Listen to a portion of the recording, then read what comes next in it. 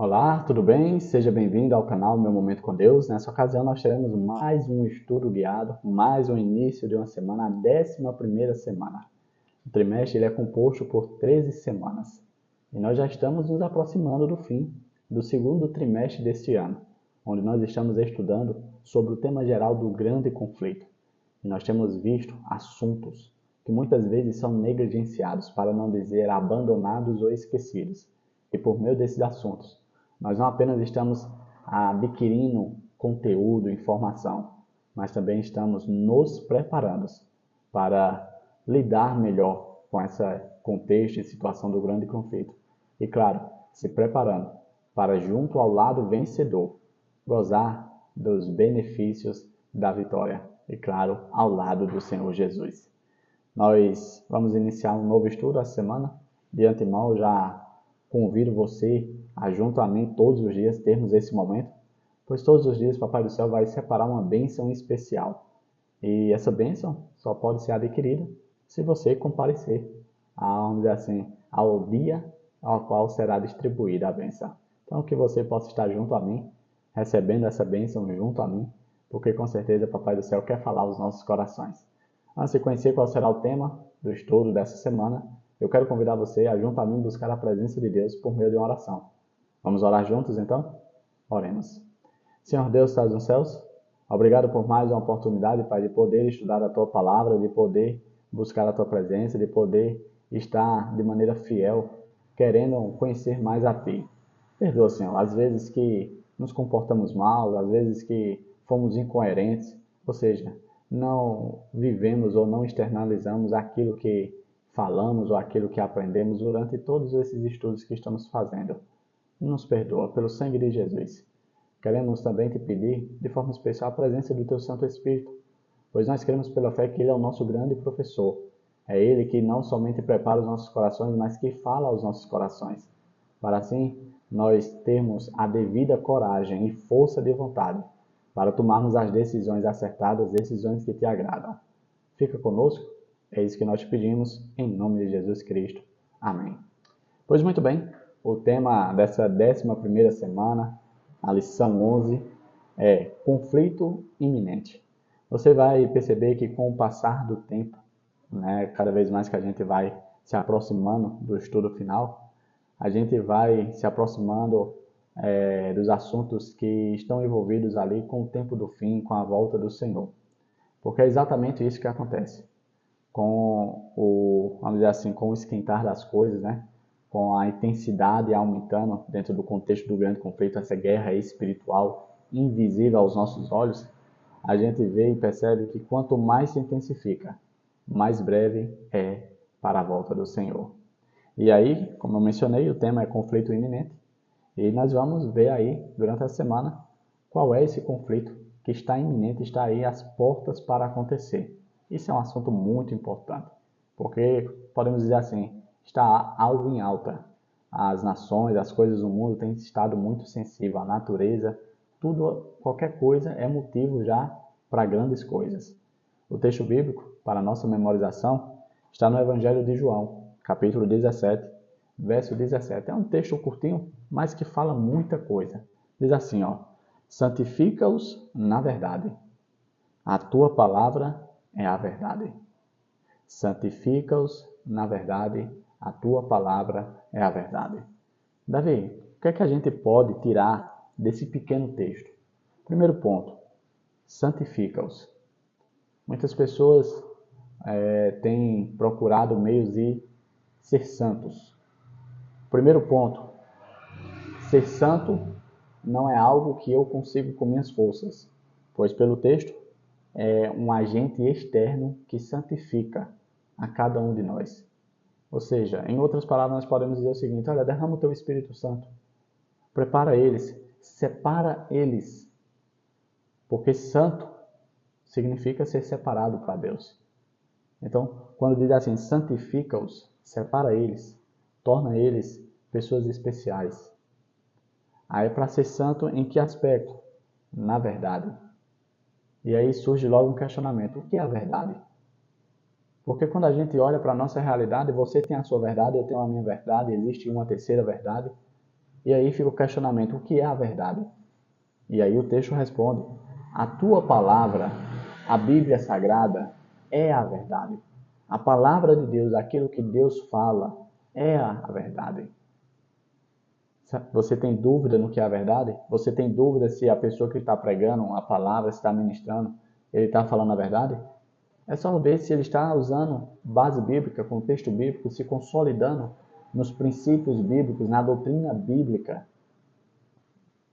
Uma das coisas que eu me lembro quando eu reflito nisso é que uma das coisas que fez com que a igreja prosperasse espiritualmente de maneira aceitável e agradável a Deus é que não somente os discípulos, mas todo o corpo da membresia estava ali estudando a palavra, buscando a Deus na meditação da palavra. Todas as vezes que a igreja prevaleceu, triunfou, que a igreja deu bom testemunho, foram momentos que as pessoas se detinham no estudo da palavra. Eu te pergunto hoje, você que está do outro lado aí, como é que anda o teu estudo da palavra? Você tem buscado a Deus pela palavra? Um dia desse eu ouvi uma mensagem na internet, um sermão, e o pregador falou o seguinte, olha, as pessoas têm dito que o Deus atual é um Deus diferente, porque é um Deus que não se comunica, um Deus que não fala. Deus fala sim, Deus se comunica sim, Deus não muda, é o que a palavra de Deus afirma. O problema é que nós temos silenciado a Deus. Como assim, Davi?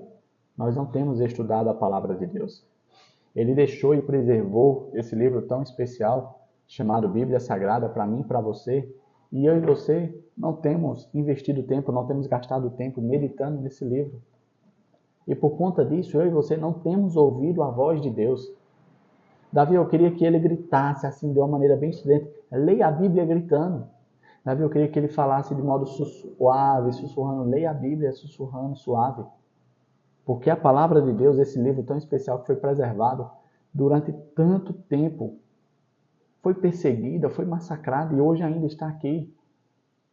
Esse livro é a palavra de Deus e Deus quer falar a mim e a você. O que falta muitas vezes é eu abri-la para ouvir Deus falar. Eu separei aqui um ponto interessante no estudo de hoje que fala sobre a questão da marca da besta. Nós até já estudamos isso em umas semanas para trás e hoje, com o avançar da tecnologia, surgiu um chip aí chamado biochip, né, que algumas pessoas têm utilizado essa tecnologia para não apenas facilitar, mas também agilizar o processo de atendimento nos hospitais. Porque esse chip nada mais é para registrar o histórico médico do paciente. Imagine com simples leitura ali do chip, você ter acesso a todo o histórico médico. Quantos erros seriam evitados? Quantos problemas seriam evitados? Às vezes a pessoa não está nem em condição de poder responder alguma pergunta. Por exemplo, eu sou alérgico à dipirona. Imagine eu numa situação em que eu estou sozinho, que não tem ninguém comigo que me conheça, que saiba dessa minha alergia, eu estou ali desacordado. E aí os médicos precisam administrar um medicamento, uma coisa, mas não sabe se eu tenho alguma comorbidade, se há alguma alergia.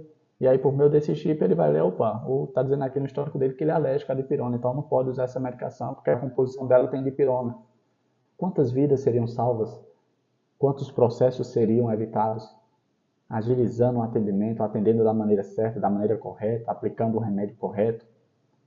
Aí quando as pessoas que se dizem cristãs, né, veem esse tipo de coisa e dizem, opa, surgiu a marca da besta, está na pele, está na mão. Igual está lá em Apocalipse, aqueles que serão marcados na mão e na testa. O chip está na mão, então é a marca da besta. Outros acreditam que a marca da besta é o código de barras que estão em produtos. Outros acreditam que é o Pix. Outros acreditam que é as aeronaves pretas da ONU. Outros acreditam que é os Estados Unidos. Outros acreditam. Muitas pessoas acreditam em tantas coisas. Sendo que é na palavra de Deus que a gente vai encontrar toda a verdade. A gente busca a resposta em tantas outras coisas, mas não busca na palavra de Deus. Percebe que Satanás se aproveita da ausência do estudo, da busca pela verdade, para enganar a nós, para colocar coisas que não tem nada a ver? Eu separei um ponto aqui bastante interessante para nós encerrarmos o nosso estudo de hoje, diz assim, ó. A lição desta semana, nosso estudo guiado, revela o conflito sobre a adoração. Satanás desafiará a autoridade de Deus. O sábado se tornará o centro de um conflito sobre a adoração. Satanás odeia o sábado, porque odeia o Criador. Ele usará a coerção, pressão e força para quebrar nosso compromisso com Cristo.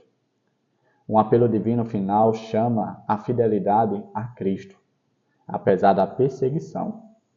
A força de Jesus nos conduzirá no conflito final dessa terra. Sabe, com o passar do tempo, a gente vai vendo e percebendo de maneira muito clara que tudo se trata de fato sobre adoração. E por que é que o sábado, Davi, entra no meio desse assunto, desse contexto? Porque o sábado lembra quem é o Criador. Porque o sábado nos informa a quem devemos adorar e por que devemos adorá-lo. O sábado entra nisso tudo por conta que é o selo de Deus. E como disse aqui o ponto, Satanás, o Deus sábado, por conta disso tudo. E aí uma das maneiras que ele vai utilizar para, de certo modo, quebrar o nosso compromisso, a nossa fidelidade a Deus, é por meio de opressão, de perseguição, por meio da dor. Isso já aconteceu no passado. Tantas pessoas foram martirizadas, perseguidas, sofreram, foram colocadas em coliseus para ser assassinados por animais da maneira mais atroz e vil. Mas essas pessoas não se renderam. Davi, por que elas não se renderam? Porque Jesus deu forças a elas. Da mesma forma que aconteceu no passado, e como Salomão diz, não existe nada novo debaixo do sol, ou seja, vai acontecer novamente, e da mesma forma que Deus agiu para proteger, para fortalecer o seu povo, também Ele fará isso nos últimos dias da história desse mundo. Então, se você é aí que está do outro lado, porque eu já vivenciei essa fase de se questionar, de refletir, de como será que eu vou aguentar, será que eu vou ter força, será que eu vou resistir? Não se preocupa com isso. Se preocupa em hoje estar alicerçado na palavra, ter sede da palavra de Deus, buscar cada vez mais a Deus por meio do estudo.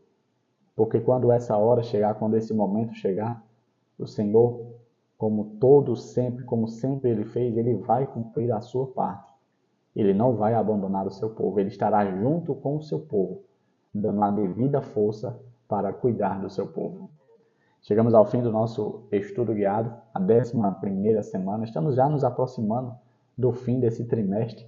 E esse assunto sobre o grande conflito é muito importante. Você não pode perder, você não pode deixar para depois, você não pode deixar para lá. Porque isso envolve a minha e a sua salvação. E quando o assunto é salvação, o assunto é sério. Você não deve brincar. Porque não adianta nada viver toda essa vida e no final morrer na praia. Pois é isso. Muito bom o estudo de hoje. Papai do céu te abençoe. E claro que Ele te traga aqui novamente amanhã para mais uma vez, nós temos o nosso estudo guiado. Você é meu convidado, tá bom? Até a próxima e tchau, tchau.